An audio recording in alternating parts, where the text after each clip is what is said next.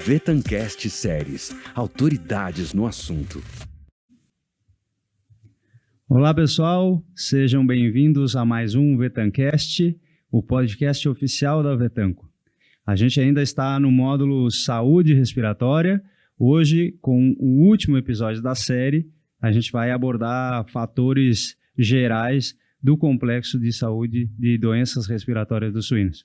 E, bom, eu me chamo Eduardo Mioto e sou o consultor técnico da Vetanco. E hoje a gente tem a honra de trazer o professor Davi Barcelos. O professor Davi Barcelos, ele possui graduação em Medicina Veterinária pela Universidade da URGS, mestrado pela Universidade de Londres e doutorado pela Universidade do Rio de Janeiro. Anos e anos e anos de experiência, né, uma vasta bagagem. O professor, atualmente, ele trabalha como professor orientador do sistema de pós-graduação na URGS e também trabalha como consultor para algumas grandes empresas aqui do Brasil. Professor Davi, é uma honra, seja bem-vindo ao nosso Vetancast. Satisfação também estar aqui, vamos ver como é que eu consigo me sair. Eu acho que é o contrário, né? É o contrário. O professor, a gente está falando então desse módulo saúde respiratória, a gente já falou de influenza, falou de micoplasma, falou das demais bactérias que acometem, que são secundárias. Mas antes disso, eu acho que a gente poderia começar essa nossa conversa, né? Porque que a gente fala em complexo de doenças respiratórias de suínos, né? Qual que seria, assim, qual que é a relevância ou qual que é a prevalência que as doenças respiratórias acontecem nas nossas granjas? Eu acho que não só no Brasil, mas no mundo inteiro dá para dizer assim que, tirando as granjas núcleo e multiplicadoras, algumas, né, praticamente 99% das granjas aí são granjas que têm algum tipo de patógeno respiratório importante, né? Principalmente aqui no Brasil, micoplasma, pasteurella, né, APP, e nos Estados Unidos aí a doença chamada PIRS, né, também é uma doença aí que tem um impacto maior e grande, né? E aqui no Brasil, recentemente, dentro dessas doenças que são do complexo respiratório, que incomoda muito, foi a entrada da influenza em 2000, que mudou todo o jogo aqui para nós. A gente teve que se acostumar com dois magníficos, né, enormes patógenos aí, primários, que é a micoplasma e a influenza, né? Esses dois aí se associam com uma série de outros patógenos aí, secundários, mas que também são muito importantes, criando os que a gente chama o complexo das doenças respiratórias. Agora, em relação aí a qual é a importância disso, eu acho que tem uma maneira assim que tem sido usada bastante, né, que eu acho que é bem efetiva para a gente tentar entender o que é, vamos dizer assim, a relevância e a abrangência dessas doenças respiratórias, que são os exames que são feitos em frigoríficos aí, como rotina nas empresas, né? O pessoal vai lá no abate, examina os pulmões e em função disso aí, que até faz uma classificação baseada naquele sistema de índice de pneumonia da Embrapa, né? E consegue definir quais são as granjas que têm problemas relevantes de pneumonia. Então, aqui, um dos trabalhos que eu apresentei recentemente aí é uma meta-análise, aí é uma verificação de uma série de trabalhos que foram feitos aqui no Brasil, nesses trabalhos de frigorífico, e dá uma média aqui de 55,38% dos animais têm lesões relevantes no frigorífico. É um negócio impressionante, pessoal. Quer dizer, mais da metade dos animais que são abatidos no frigorífico, eles chegam lá com doença respiratória que dá para dizer que de média para grave, que tem lesões bastante significativas no pulmão, e isso aí, assim, é muito alto. Então, demonstra exatamente a enorme importância dos problemas respiratórios e o grande impacto que eles têm na produtividade da suinocultura aqui no Brasil. Então, a gente está assumindo que metade dos nossos animais chegam ao abate com algum comprometimento e isso seguramente impactando de forma direta na questão conversão, GPD, mortalidade, gastos de medicamento. Então, esses seriam os grandes prejuízos inerentes ao complexo? Sim, e sem dúvida também o prejuízo aí o prejuízo de sanidade para esses animais. Os animais sofrem essas doenças aí e tem custo, todos esses custos que tu mencionaste aí, né, e todas as perdas aí produtivas desses animais, né? Professor, uma pergunta agora, assim, a gente também fala de circovírus, né? O circovírus já foi um grande problema, ele ainda está circulando nas nossas granjas, mas a gente pode afirmar ou pode supor que ele também participa aqui no complexo de doenças respiratórias ainda? Eu diria que sim, né? Mas muito menos do que quando a doença iniciou aqui no Brasil, que foi realmente um começo devastador aqui no Brasil. E o circovírus é uma bactéria também imunodepressora, né? E que tem uma enorme capacidade patológica e patogênica, né, dentro da suinocultura. E, por sorte, né? É daquelas doenças que a vacina existente, a vacina que é produzida e utilizada, ela é extremamente efetiva. Então, o que a gente tem hoje aqui no Brasil é uma forma de circovirose latente, assim, e subclínica, né, na maioria dos casos. Eventualmente, aí uma granja que tem problemas aí de vacinação, ou de um lote que não foi vacinado, algum problema assim, a doença ressurge. Se for tentar achar o circovírus em si, o agente nas granjas, praticamente a maioria das granjas serão positivas. A doença está só sendo suprimido, o efeito clínico dela, pela vacinação, com essas vacinas excepcionais que a gente tem aqui no Brasil, e a utilização maciça dessas vacinas tem trazido o efeito do circovírus para baixo. Mas ele ainda é um agente que está presente, está se multiplicando, vamos dizer, num grau bastante baixo aí nos animais, e quando associado aí com outros patógenos primários importantes, aí como o micoplasma e a influenza, ele ainda pode ter um papel aí, dentro desse sinergismo aí, né, e associando com essas outras doenças aí, mesmo que esteja num título baixo, um título subclínico aí, ele eventualmente também pode participar da gênese aí desses problemas respiratórios no nosso meio. Maravilha. Ainda pensando, professor, nessa linha, pensando na questão complexo, a gente vai entrar um pouco mais, mas a gente fala de co-infecções, né, de vários agentes agindo juntos. Quais são as principais combinações, vamos dizer assim, de agentes que a gente encontra normalmente nas nossas granjas? Claramente nós temos aí duas bactérias que são altamente patogênicas e que causam problemas muito sérios aí em suinocultura, que é o micoplasma iupneumoniae e o actinobacillus pneumoniae. E desses dois aí, essas duas bactérias, o micoplasma é o único que tem uma associação bem definida aí com outras bactérias, principalmente com a Pasteurella multocida e a Glasserella parasuis, e certamente aí fica difícil dizer que se é pior o micoplasma ou a influenza, mas na minha opinião o micoplasma ainda continua sendo talvez o agente mais importante aqui para nós, e nessa associação, principalmente com a Pasteurella multocida, grande parte desses problemas de frigorífico que eu mencionei aqui, eles são causados por essa combinação de micoplasma com Pasteurella, eventualmente aí com a Glasserella. E já a outra bactéria extremamente importante aí nas doenças respiratórias, que é a Actinobacillus pneumoniae, essa aí não apresenta, assim, uma interação muito importante aí com os outros patógenos. Aí a gente entra na questão dos vírus, né? O PCV2 e a influenza são os dois grandes vírus aí presentes no Brasil, causadores de problema respiratório, e certamente esses dois aí, eles apresentam aí uma afinidade com essas outras bactérias aí, e uma facilidade de produzir infecções mistas, né? Principalmente a influenza, porque o PCV2, como eu disse, a vacina está sendo muito eficiente, e a gente praticamente hoje só tem casos subclínicos de PCV2. Mas a influenza está aí causando um problemão no campo, aí, principalmente aí nas testes e recria, e a influenza aí tem uma facilidade enorme de favorecer a infecção, aí, de ser sinérgica com a Pasteurella multocida e com a Glasserella parasuis, com essas duas bactérias. Então é difícil uma influenza pura hoje. O que se tem é essa influenza, esse complexo aí de influenza, Pasteurella e Glasserella, que causa problemas extremamente importantes no campo aí, e também resultando em mortes, aumento do custo de produção, aumento de condenações, etc. Bom, legal. Bom, a gente está falando influenza, a gente está falando micoplasma, a gente está falando de APP, Pasteurella. O que há de errado, né? Vamos por essa linha.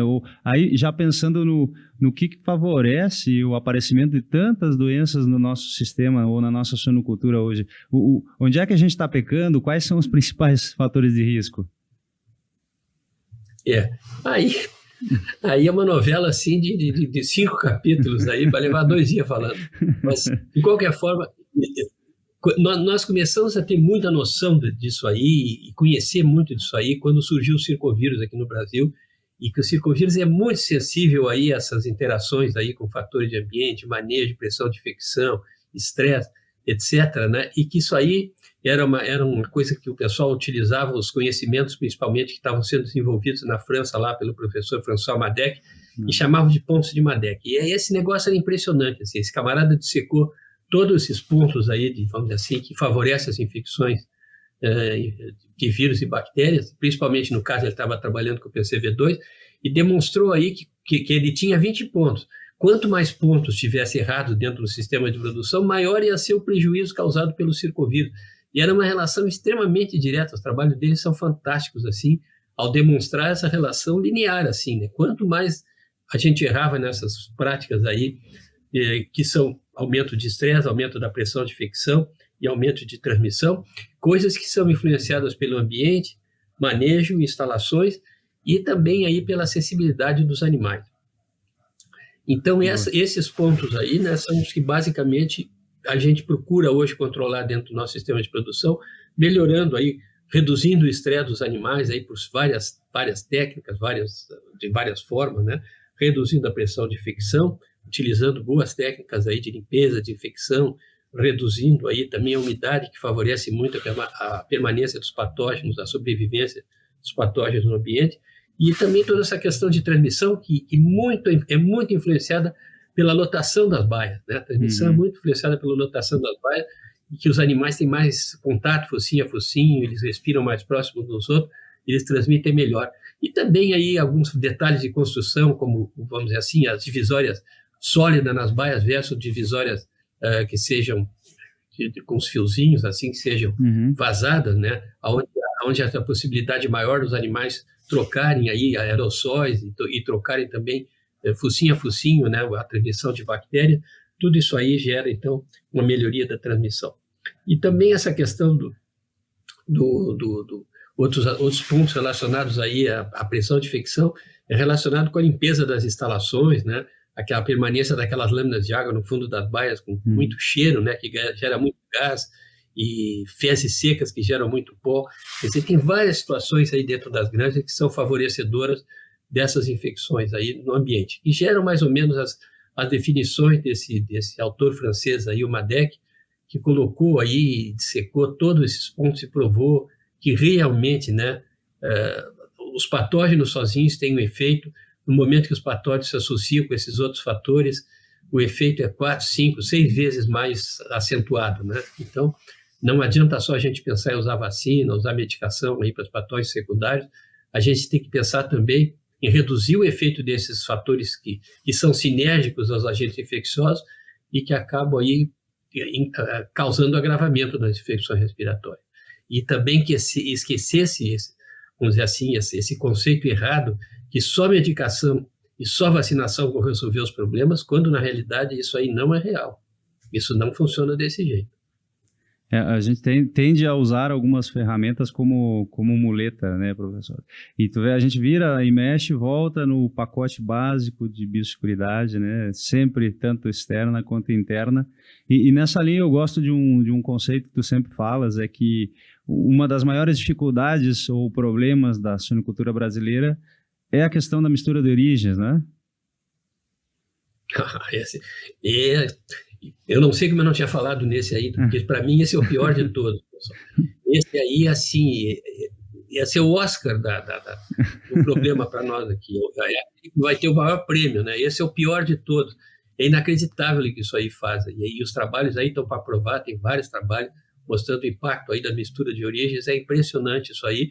E assim, o animal tem condições vamos dizer assim, de reagir contra um determinado número de patógenos, variações. E aí a gente está falando de sorotipos, a gente está falando de variantes virais, estamos falando de coisas aí que uma bactéria não é só, uma Escherichia coli não é só uma Escherichia coli, depende do sorotipo da Escherichia coli. O vírus da influenza não depende só do vírus, não tem um vírus da influenza na propriedade.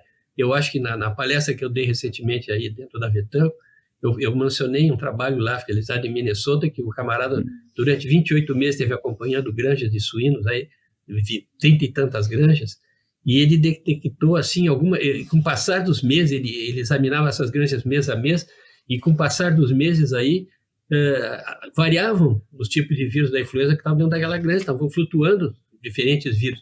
Em algumas granjas, durante esse período, chegaram a circular 4 vírus diferentes. E o mais incrível é o seguinte, é que vinha um, vinha outro, daqui a um pouco vinha o terceiro, aí voltava o primeiro, depois vinha o quarto. Era assim, não é o mesmo vírus, são vários vírus que estão circulando. Então, o problema, tu falasse de biossegurança, aí é crítico numa situação. E como é que a gente faz uma vacina para isso, pessoal? Vacinas de influenza, elas são específicas, vamos dizer assim, para o tipo viral, genotipo que está circulando. Então, não dá para pensar que uma vacina de influenza vai fazer um milagre, né, na suinocultura. E principalmente porque está variando sempre esse genotipo aí, mês a mês. E chegaram a ter 4 aí no período de 20 e poucos meses, menos de 2 anos. Então, o negócio é muito difícil de controlar. E quando se mistura origem, a tendência é que vocês estejam trazendo diferentes sorotipos ou virotipos para dentro das granjas. E esse que é o grande problema. Se vocês conviverem com um lote de maternidade que forme um lote de creche, que forme um lote de terminação, é sempre os mesmos agentes infecciosos que vieram desde a maternidade e que estão circulando na creche da terminação. Não está aparecendo nada diferente ali para desafiar o sistema imune dos animais. Eu acho que eu fiquei claro dessa forma, né? Boa, dá para entender isso que eu falei. Espetacular. Nessa mesma linha, então, professor, da questão mistura de origens, quem sabe um outro fator de risco muito importante seria a questão da... A gente está falando de vários problemas, vários sorotipos, várias cepas. Nessa linha, a questão da reposição ou cuidado com a entrada dos animais também é extremamente importante, né?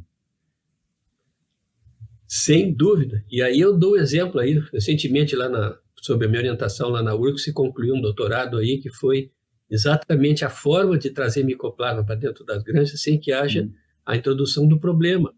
E está se utilizando hoje técnicas assim extremamente criativas. Isso não foi assim um mérito nosso único, né? A gente só utilizou um segmento de outros trabalhos que estão sendo realizados, introduzindo algumas novas ideias aí. E aí a ideia é o seguinte: o micoplasma sobrevive aí no suíno 200, 240 dias, né? Um tempo muito longo aí no suíno. E se nós formos trazer leitoas de fora, essas leitoas aí, a gente não sabe se elas são positivas, primeiro, e segundo, a gente não sabe se elas, se entrarem sem infecção numa granja que já está infectada, elas não vão apresentar um prejuízo muito grande aí para o plantel por estar introduzindo uma doença nova. Então, o que se faz aí é pegar essas leitoas, na chegada na granja, infectar todas elas. E essa infecção se dá através de um aerossol aí que é produzido com pulmões de suínos infectados. E elas são infectadas e permanecem 200 dias ali 200 dias isoladas numa quarentena que é longe da granja. E no final desse período, isso foi testado, isso foi demonstrado, todas elas já são negativas. Então, nós estamos introduzindo, nós estamos repondo realmente animais que já são não só negativos, mas estão imunes àqueles sorotipos que estão dentro da granja. Quer dizer, esse material que foi usado para infectar essas leitoas que eram negativas são exatamente os sorotipos que estão dentro da granja. Elas entram na granja um tipo de, como se fosse uma vacina, uma imunidade natural contra o que está dentro da granja. Dessa forma, elas não vão infectar seus leitões, dessa forma a doença vai reduzindo dentro da granja.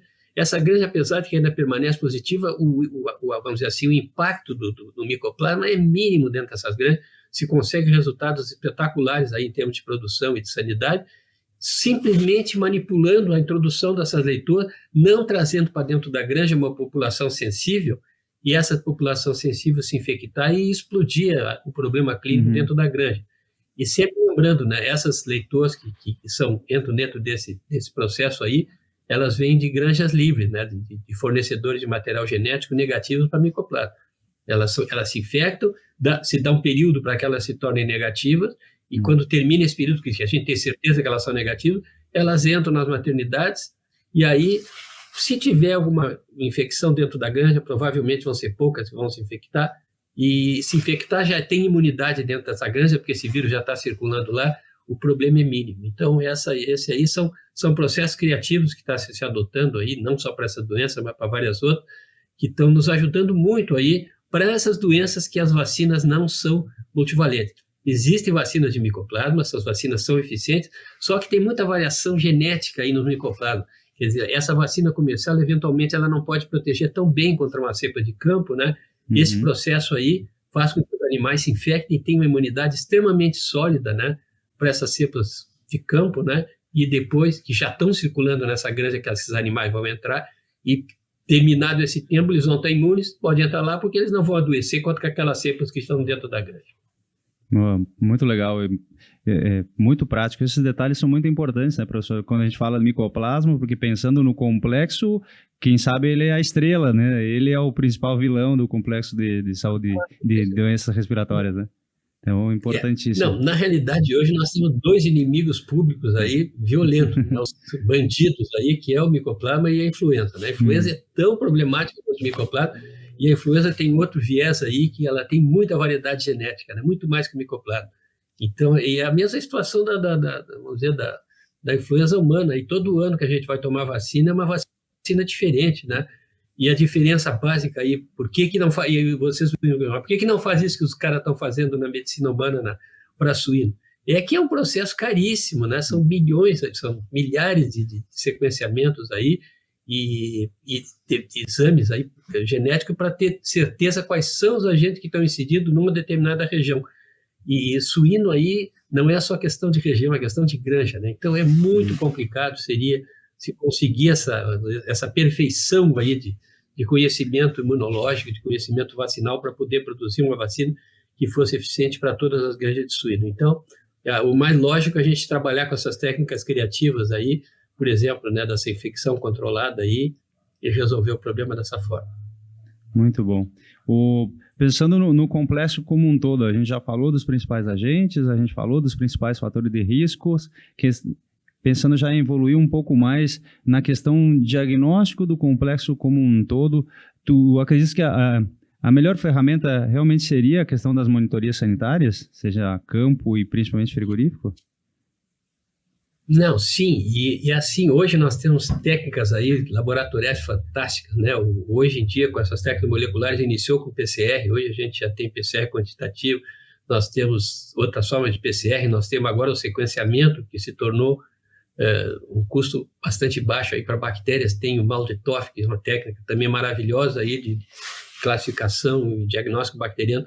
A ciência nessa área de diagnóstico aí atingiu pontos assim brilhantes, né? Nós estamos muito bem hoje de diagnóstico. O problema é que ainda, como isso tudo é um admirável mundo novo, é muito novo tudo isso aí, os países do primeiro mundo estão usando isso intensivamente, né?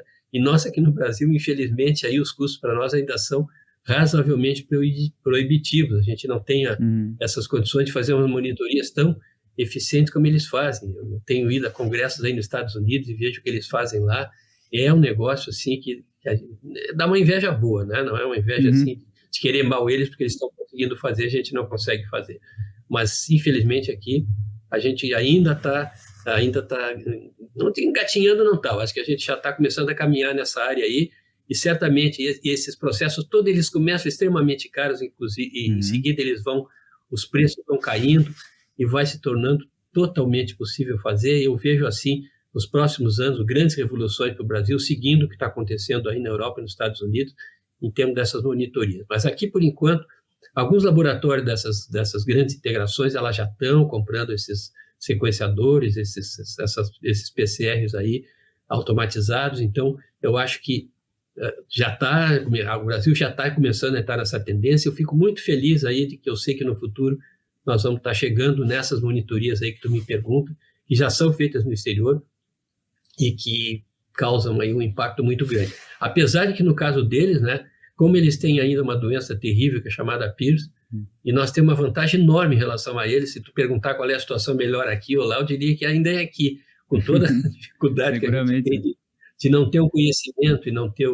ainda a possibilidade de conhecer bem a situação de campo, e eles conhecem muito melhor que nós a situação de campo deles, mas como eles têm PIRS, eles têm a inveja quem tem é eles de nós, e não nós deles. Verdade. E tomara que a gente siga assim, né, professor? Por muito tempo livre. Bom, assim. Pensando agora, então, a gente está falando que a gente tem várias variantes de influenza, a gente tem várias cepas distintas de micoplasma, a gente tem vários sorotipos de de Glasserella, sorotipos de APP. E aí, acho que o desafio agora que eu passo para ti, assim, como é que a gente controla tudo isso? Quais são os principais pontos de atenção que a gente pode tentar bloquear para prevenir ou efetivamente tentar controlar um pouco desse complexo todo? Eu acho que inicia tudo na biossegurança, né? Se a gente já tem 10 coisas, 10 patógenos, vamos dizer assim, dentro dessas variações todas de sorotipo, genotipo, etc., né? E nós já temos 10 e está mais ou menos controlado. Se a gente introduzir mais 5, vai ficando cada vez pior. Se 15 é pior que 20, né? 20 é pior que 30. Aliás, desculpa, 30 é pior que 20, 20 é pior que 15. Então, a gente tem que tentar evitar que entrem novos sorotipos nas granjas. Isso a gente faz através da biossegurança. Basicamente, isso aí, utilizando essas técnicas aí criativas, como essa que eu demonstrei, existem outras aí, e tratamentos aí preventivos, tudo isso aí tem um papel, né? Desde que bem executados aí, observando esses cuidados aí com o uso de antibiótico, absolutamente evitando aí o uso excessivo, né? O uso indiscriminado, mas usando estrategicamente, com supervisão veterinária, com lógica científica, né? Se consegue fazer excelentes, né, programas aí para controlar essas infecções de maneira racional. Dá para conviver bem. Boa. De novo, a biosseguridade. E nessa linha, quem sabe uma das principais ferramentas dentro do pacote, claro que aquilo que a gente estava discutindo há pouco, né, a vacinação. A vacinação, ela não exclui o restante todo do pacote de biosseguridade, mas é uma ferramenta importante nesse tema do complexo, né? Assim, se a gente for pensar em termos assim de controle de doença, biosseguridade e vacina são os pontos mais importantes aí, sem dúvida nenhuma, né? Claro que antibiótico também talvez fosse incluído aí para tratar as doenças, né? Mas para prevenção, assim, biosseguridade e vacina. Vacina, quando tem uma vacina boa, a doença praticamente fica silenciosa, pessoal. Isso é uma maravilha, né? E, infelizmente, são poucos os modelos que a gente tem aí. Por exemplo, peste suína clássica, né? A peste suína clássica é uma doença que a vacina praticamente erradica a doença, né? Então, existem algumas doenças desse tipo aí que são, assim, praticamente são orgulho para nós, porque a gente não se preocupa na medida que entra uma doença dessa. É claro que tem que erradicar, tem que tentar erradicar, mas até erradicar a vacinação, aqui no Rio Grande do Sul, eu acompanhei aí quando tinha peste suína clássica aqui, as vacinas que foram utilizadas durante um tempo, elas são praticamente esterilizantes, né?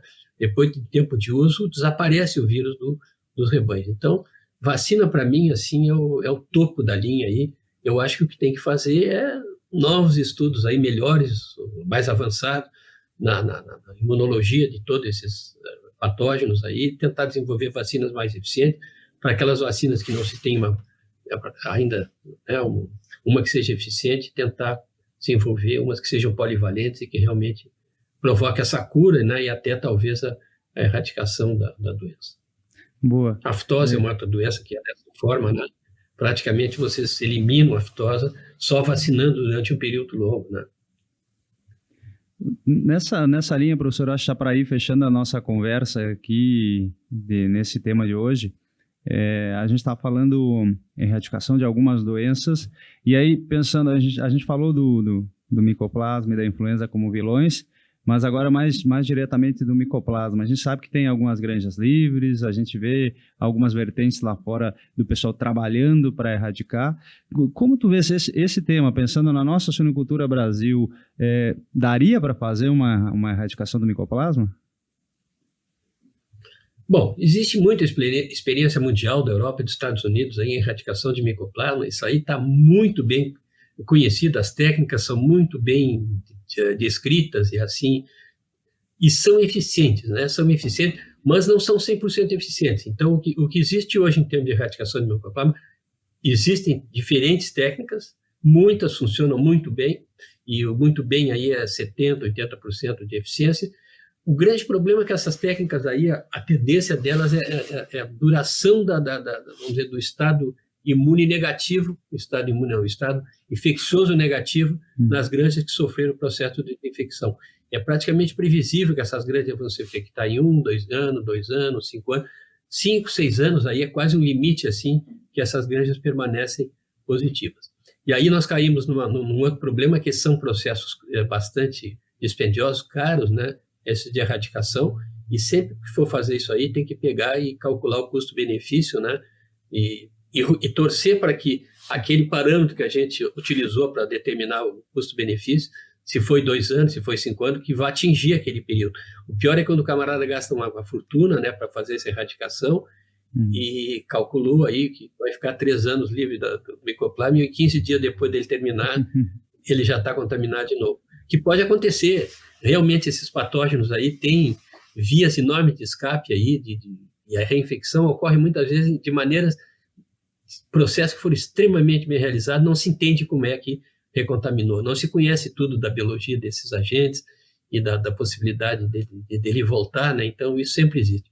Mas existe aí um bom grau de sucesso nessas erradicações de micoplasma, mas quem faz isso hoje está ciente que em algum momento ele vai ter que refazer o processo e fica rezando aí, ou fica pelo menos torcendo, né, para que esse período que ficar livre pague aquilo que ele gastou, e certamente ele vai estar muito feliz nesse período aí que ele estiver livre, podendo vender com toda a segurança aí, tendo essa vantagem enorme do ponto de vista comercial, né, de marketing dele, de ter um rebanho livre para poder vender e utilizar talvez esse processo aí de infectar esses animais antes de entrar nas granjas para sofrer essas vantagens que isso aí pode oferecer. Muito bom. Professor, eu acho que a gente cumpriu o propósito dessa nossa conversa hoje. A gente falou dos principais agentes, fatores predisponentes, alguma parte de diagnóstico e principalmente a parte de controle. Eu tenho só que te agradecer, né, de novo por essa parceria, pela sua disponibilidade. Eu sei que a sua agenda é bastante concorrida, né, mas para nós é uma honra ter o senhor aqui com a gente falando desse tema tão importante. Muito obrigado pela sua participação. Tá, parabéns aí para você da Vetanco pelo seminário, né? E tu não falaste, mas agora eu vou falar. Teve bastante pergunta aí, uma coisa que normalmente aí a gente não está esperando, né? O pessoal não gosta muito de perguntar, fica muito tímido, e pelo menos os palestrantes sempre têm aquela ilusão, que provavelmente seja errada, que eu dei tão bem a apresentação que ninguém perguntou porque entendeu tudo. Geralmente é o contrário. Mais otimista de pergunta aí, né? Então é isso aí, pessoal, tá? Agradeço a oportunidade e vamos continuar junto aí, tá bom? Boa. Professor Davi, antes de nós fechar mesmo, de nós apagar as velas aqui, deixa eu te fazer 2 perguntinhas, mas não tem nada a ver muito com a suinocultura de forma complexa de doenças respiratórias. Eu acho que uma pergunta que o pessoal pode estar se fazendo aí, e até é uma pergunta minha, como é que o professor Davi Barcelos se atualiza? Onde é que tu busca material? Qual que é a tua ferramenta de busca? Hoje... Bom, no início da minha carreira, e assim até os 70% da minha carreira, eu fui um rato de biblioteca. Eu adorava fazer... Eu tenho uma sala lá na faculdade vergonhosamente cheia de caixas com xerox. Fui um campeão de tirar xerox, extremamente bem organizado, né? Chega até assim, micoplasma, entendeu? Transmissão, micoplasma... bacteriologia, micoplasma, vacina, dividido em sim, tem toneladas, eu xerocava tudo e lia muito, eu gosto muito de ler, sou um leitor ávido mesmo, né? E a partir daí, fui vencido aí pela informática, né? Hoje eu vivo aí no Google, né? E nesse site de busca aí, e fazendo arquivos aí, baixando e colocando em arquivinhos no computador. Aí quando eu tenho necessidade, está tudo ali, está uma barbada hoje, né? É tudo praticamente de graça, né? E a outra coisa que me ajudou muito na carreira, que aí eu junto principalmente com o professor Yuri Sebastiansky, lá da Universidade de Goiânia, aí, nós realizamos aí uma série, sei lá, de uns 18 livros mais ou menos, e o último recentemente foi lançado agora já sem a presença dele, infelizmente ele está falecido, de doença dos suínos, aí com 1.000 e tantas páginas. Então, isso também aí me leva assim a estar sempre me atualizando, né, para não passar vergonha, fazer um livro aí que o pessoal fale mal depois, a gente tenta colocar coisas bem atualizadinhas, bem bonitinhas ali. Então, basicamente, eu me atualizo dessa forma, né? Nas edições desses livros aí eu sou obrigado a me atualizar, e eu sou muito curioso aí, e hoje basicamente eu me atualizo na área da internet. Uma coisa aí que eu acho que ainda é um defeito meu, eu não tenho muita paciência de ficar escutando esses podcasts aí, que eu acho que é um erro meu, eu deveria dedicar mais tempo para isso, mas antes de fazer isso, eu prefiro ler, sabe? Eu adoro ler, então eu acho que é aí que eu vou me atualizando. Muito bom. Não tem desculpa para o pessoal não se atualizar, né, professor? O Vetancast e esses podcasts funcionam muito bem para quando o cara está no carro, né? Eu escuto muito em viagem, porque a gente anda bastante, né? Então, a gente consegue ganhar um tempo também, né? Muito bom. E a última pergunta, mas essa não tem uma resposta certa ou errada, né? A definição de sucesso profissional, ou sucesso na carreira profissional. O que tu imaginas, ou o que tu acreditas que seria uma definição de sucesso na carreira, sucesso profissional? E teria alguma pessoa assim que tu poderia dizer, só uma ou duas pessoas, esses foram pessoas que me ajudaram ou que são referência para mim aí na suinocultura? Eu tenho várias, né? Eu acho sucesso, a primeira coisa, a pessoa tem que gostar do que faz, tem que ser entusiasmada pelo que faz, tem que se sentir realizada naquilo que faz. Quando vai dormir de noite, assim, sonha com o que fez durante o dia, que coisa boa, aquele trabalho que eu descobri, aquele animal, que espetáculo, aquela lesão, esse tipo de coisa. Eu sou, assim, até exagerado nisso aí, o meu folclórico com meus alunos aí me chamam de espetacular. Eu gosto muito de palavras assim, né, superlativas, os alunos adoram isso, né? Então, eu sou uma pessoa otimista e eu gosto muito do que eu faço. Eu acho que esse é um ponto positivo. E segundo, é esforço, sabe? Não tem muito, tem que gostar e tem que levar a sério também. Eu acho que esse é um ponto positivo. E agora, as pessoas que eu admiro aí são várias. Eu cito o Yuri Sobestiansky aí, que foi, assim, uma pessoa que teve, assim, uma afinidade comigo monumental, assim. E, assim, o Nelson Moreira, que tu citasse aí, é uma pessoa que eu sempre admirei muito. A Janice Zanella, lá da Embrapa, eu tenho uma admiração enorme. Os meus ex-colegas aqui da URGS, o Ivo Vientes, né, que nessa área de reprodução foi praticamente me introduziu na suinocultura. O Fernando Bortoloso, que é um camarada extremamente organizado, inteligente, brilhante, né, que coordena lá o setor de suínos da URGS. O Rafael Guim, lá, que também é professor nosso lá, que é um gênio aí nessa área de delineamento de experimentos e epidemiologia.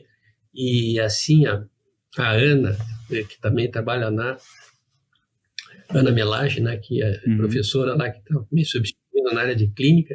E dentro dos meus alunos aí, tirando N alunos que eu já tive aí, que eu admiro praticamente todos, mas a Karine Takeuchi, eu acho que é uma pessoa assim que, dentro dos meus alunos, foi uma que sobressaiu bastante, assim, e eu tive uma afinidade bastante grande, né, nos trabalhos que eu fiz com ela. Mas, assim, é injusto, porque tem tanta gente que eu gosto aí, que eu não citei, entendeu? Que depois vai me pegar, porque eu sou bem aberto, assim, pô, mas tu não me citou, então essa pergunta foi difícil responder, pessoal. Não, mas muito bom, professor. E que time de peso tu citasse, hein? Que time de peso, muito legal. Tá joia. Muito obrigado, professor. Obrigado de novo pela ajuda, pela essa transmissão de conhecimento e por estar sempre pronto para ajudar todos nós aí. Um grande abraço para ti. Vetancast Séries, autoridades no assunto.